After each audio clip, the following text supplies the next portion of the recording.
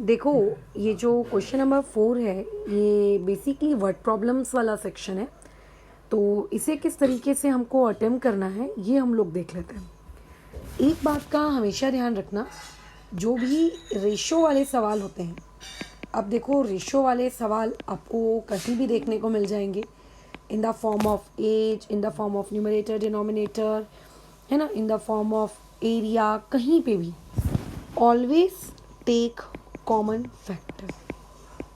पहला नियम, अगर आप कॉमन फैक्टर लेके सवाल को सॉल्व करेंगे तो आपको कोई दिक्कत नहीं आएगी, तो सारी चीज़ें एकदम स्मूथली बन जाएंगी। ठीक है, तो चलो देखते हैं। बोला जा रहा है कि क्वाड्रिलैटरल ABCD एक पैरेललोग्राम है। तो पहले हम लोग ड्रॉ कर लेते हैं पैरेललोग्राम। मेरे को ऐसा लगता है कि तुमको आता होगा कैसे ड्रॉ करते हैं। रफ फिगर, एग्जैक्ट तो ड्रॉ नहीं करना है। ABCD बस काफ़ी है। अब बोल रहा है कि जो उस पैरेललोग्राम में एंगल A और एंगल B, इसका रेशो कितना है, 5:4। यानी कि आपके पास जो क्वाड्रिलैटरल है ABCD, है ना, पहली बात तो हमको ये पता चला कि ये एक पैरेललोग्राम है, और दूसरा हमको ये पता चला कि इस पर्टिकुलर पैरेललोग्राम में एंगल A अपॉन में एंगल B, इसका रेशो आपको दिया है 5:4।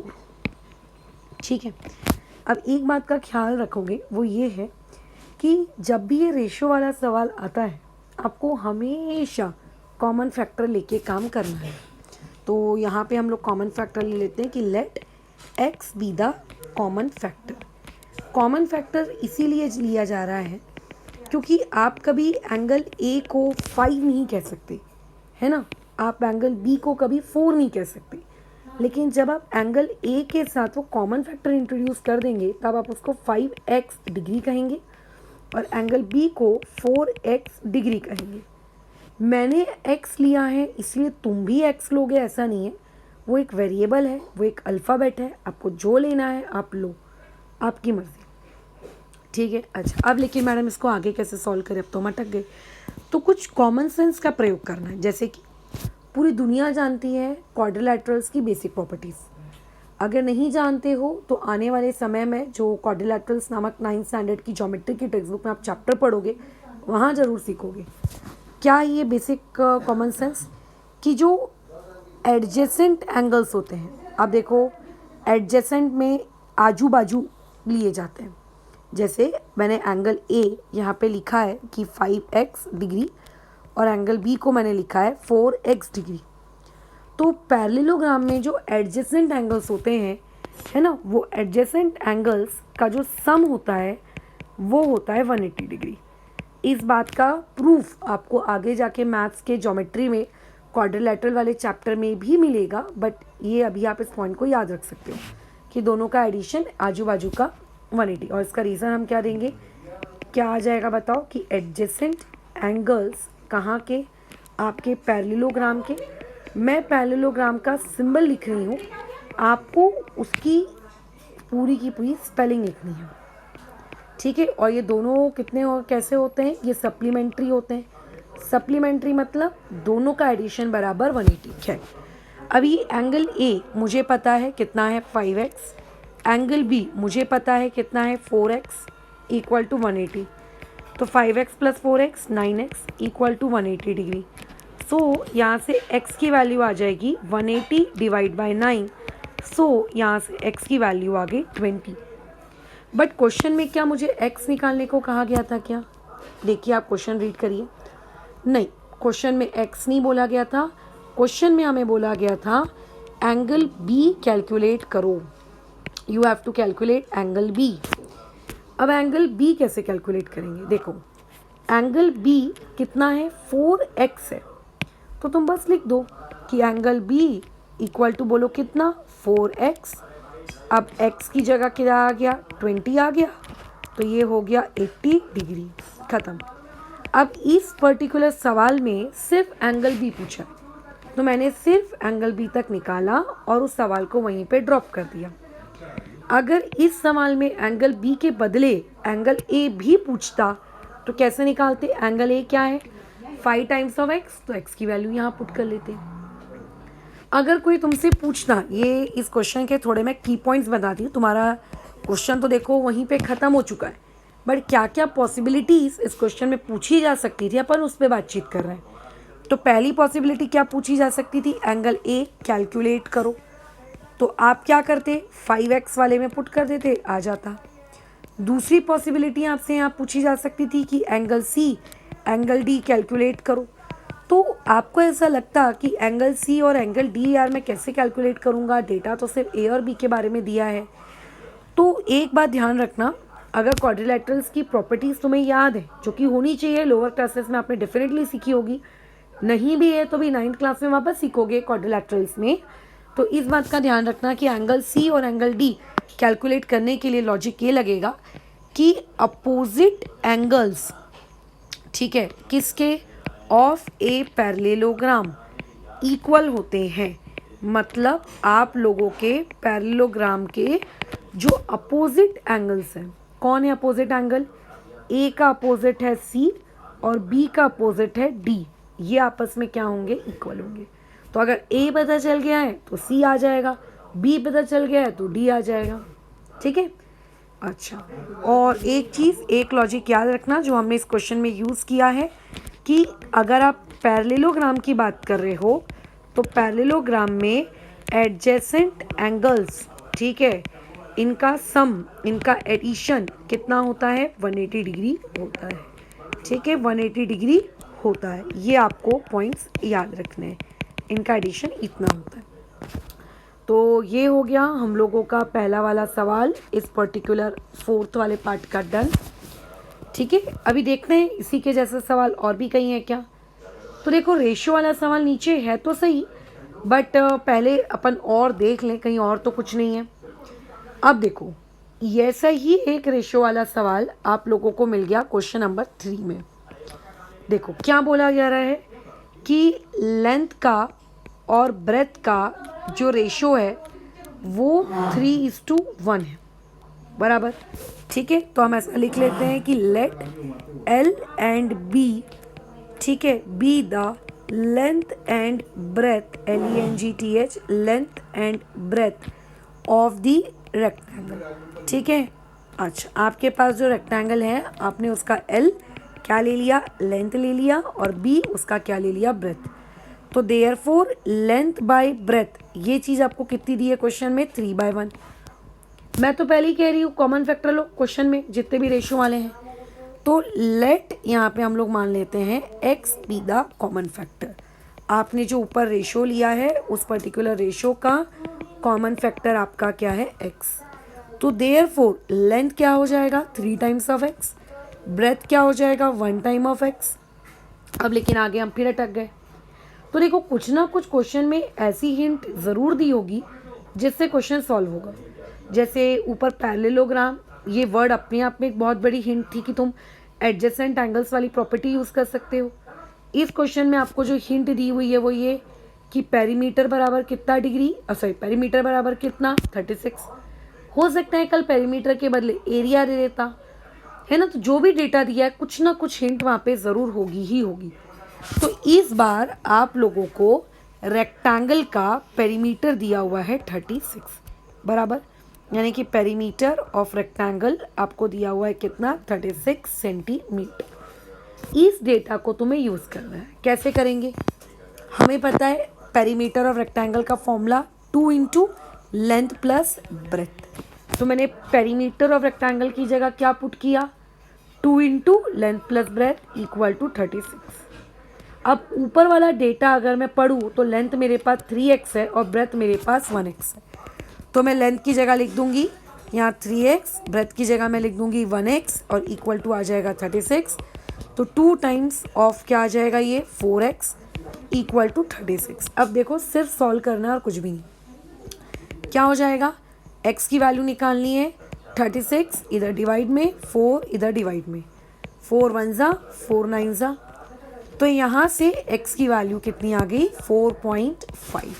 तो ये तो सिर्फ और सिर्फ मेरा x आया है। अभी क्वेश्चन पढ़ो कि निकालना क्या था, क्वेश्चन में लेंथ भी निकालनी है, क्वेश्चन में ब्रेथ भी निकालनी है। तो लेंथ कितनी है 3 टाइम्स ऑफ एक्स, ब्रेथ कितनी है 1 टाइम ऑफ एक्स। तो अगर आपको मान लेते हैं लेंथ निकालना है तो लेंथ कितनी है 3 टाइम्स ऑफ एक्स। एक्स की जगह क्या पुट हो जाएगा 4.5, ठीक है। कैलकुलेशन करोगे आंसर आएगा 13.5 सेंटीमीटर। अगर आपको लेट से ब्रेथ निकालनी है तो ब्रेथ हो जाएगी बी, वो होगा 1 टाइम ऑफ एक्स, तो 1 इंटू 4.5, तो यानी कि वो हो जाएगा 4.5 सेंटीमीटर। इस तरीके से, तो इस तरीके से क्वेश्चन को अटेम्प्ट किया जाता है रेशो वाले, जिनमें आपको कॉमन फैक्टर लेना ही चाहिए, ठीक है। कॉमन फैक्टर लेके ही सवाल करना चाहिए।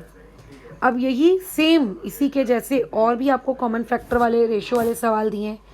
एक तो हो गया क्वेश्चन नंबर 4। इसमें बस फ़र्क क्या है कि यहाँ पे 2 नंबर्स के बारे में बात की जा रही है जिनका रेशो 31 और 23 है, ठीक है। तो यानी कि अगर मैं क्वेश्चन नंबर 4 के सोल्यूशन की बात करूँ तो नंबर 1, ठीक है, अपॉन में नंबर 2, इसका आपको रेशो दिया है 31/23।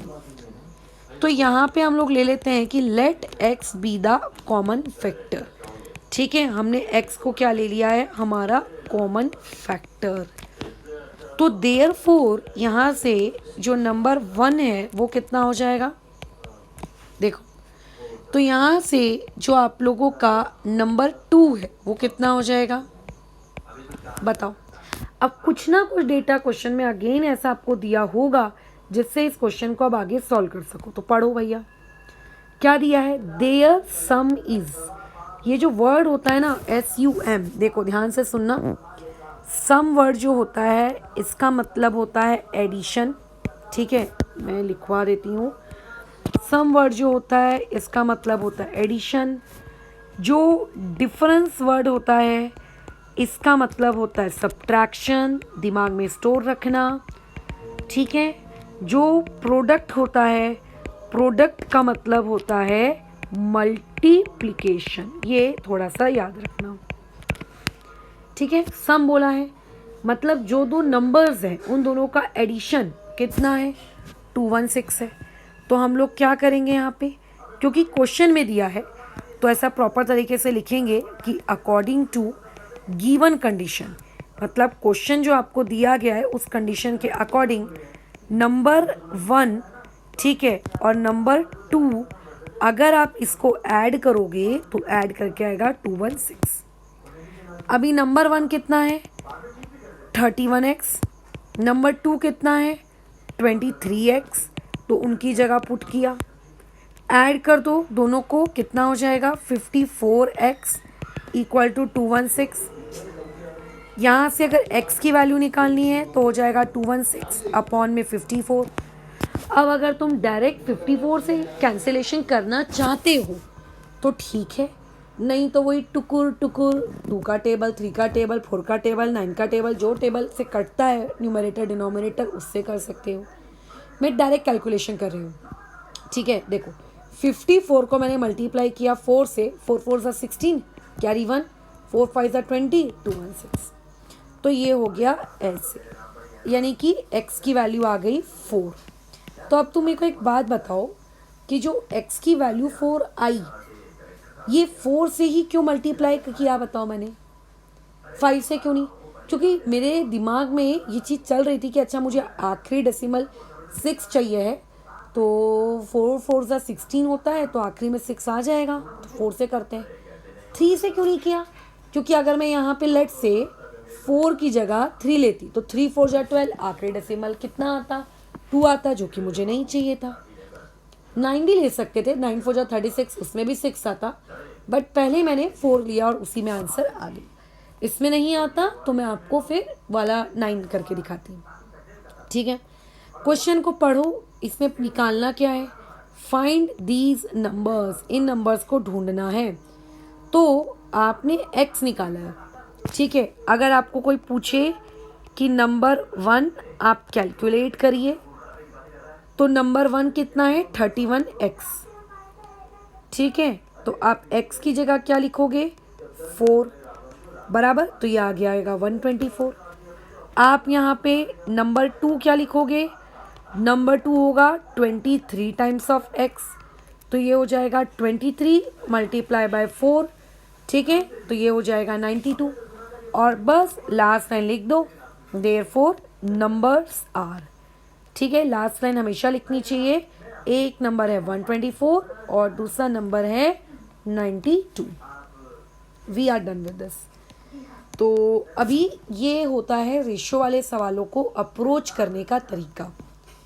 अब ऐसा ही एक क्वेश्चन आपको यहाँ भी दिया है, बोल रहा है कि दो नंबर्स है, सेम वही है। ये काम मैं तुम्हारे करने के लिए छोड़ रही हूँ क्योंकि मैंने प्रोडक्ट का मतलब आपको बताया है।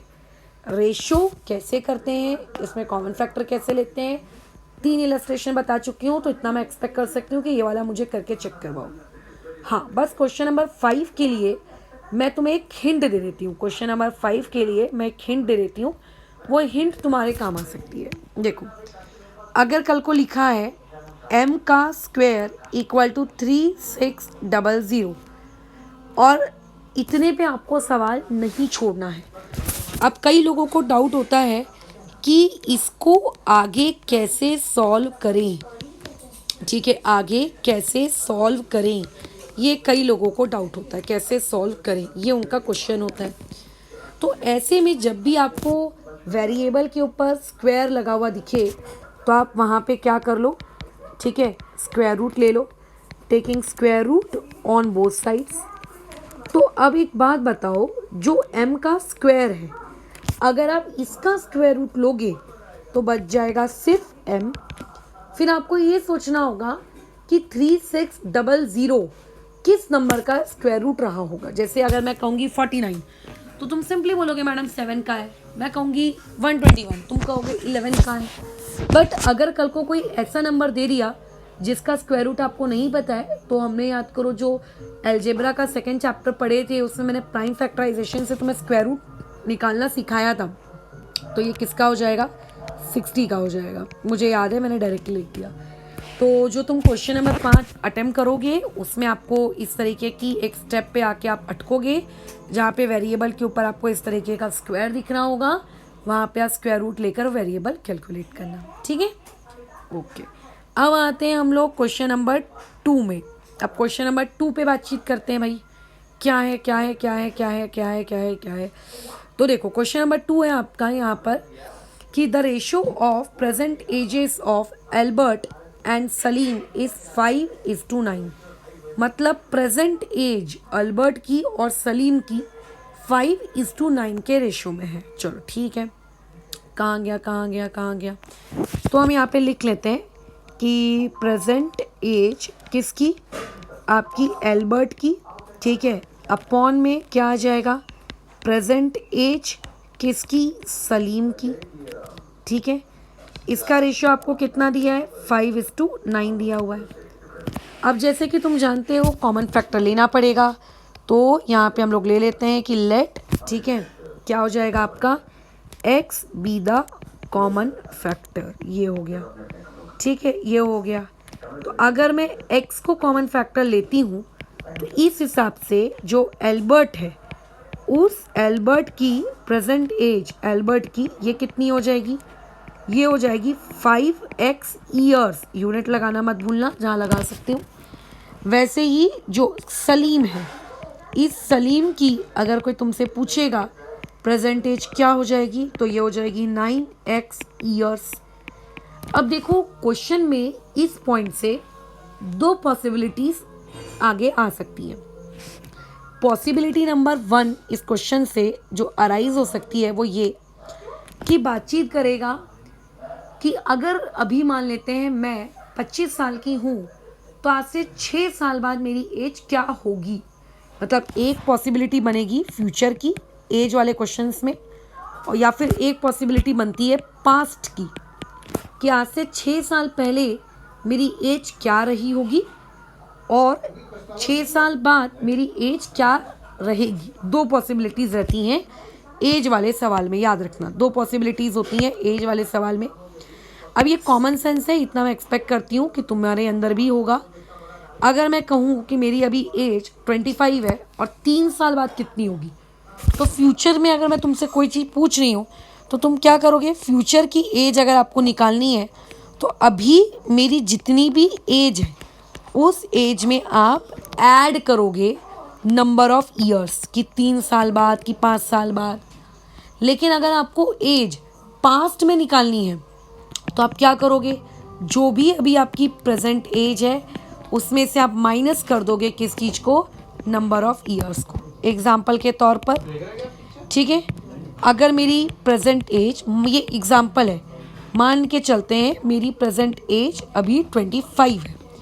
अगर मैं तुमसे ये कहूँगी कि 3 साल बाद, आफ्टर 3 ईयर्स, ठीक है, आफ्टर 3 ईयर्स बताओ मेरी एज क्या है, तो तुम क्या आंसर करोगे, मैडम 3 साल बाद आपकी एज होगी 25 + 3, है ना, बराबर।